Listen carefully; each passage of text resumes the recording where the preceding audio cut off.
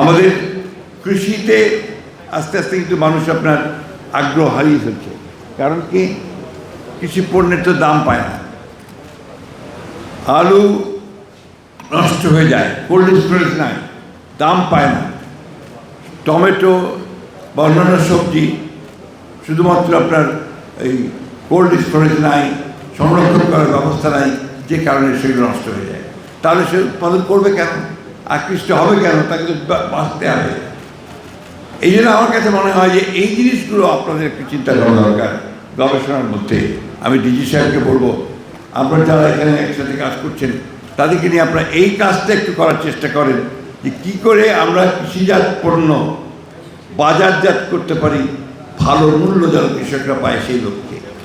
এটা কিন্তু খুব জরুরি। কারণ আমি উৎপাদন করলাম, ভালো ফসল তৈরি করলাম, আমরা বেশি উৎপাদন করলাম, কিন্তু বিক্রি করতে পারলাম না, আমি আগ্রহ হারিয়ে ফেললাম। বগুড়াতে কিন্তু কৃষিতে অনেক উন্নত, ফলে এখানে আপনারা অনেক উৎপাদন করছেন, বিক্রি করছেন, কিন্তু সেই টাকাটা পাচ্ছে, সেই অর্থটা পাচ্ছে না আমাদের কৃষকরা। ফলে আমাদের যে দারিদ্র, সেই দারিদ্র কিন্তু কৃষকদের মধ্যে থেকেই যাচ্ছে। তাই যখন আমি আপনার এই পল্লী উন্নয়ন করব, পল্লী উন্নয়ন শুধু রাস্তাঘাট আর ঘরবাড়ি করলেই তো হবে না, কৃষকের উন্নয়ন করতে হবে, যারা পল্লীতে বাস করে। সেই উন্নয়ন করতে গেলে তাকে আর্থিক সচ্ছলতা দিতে হবে।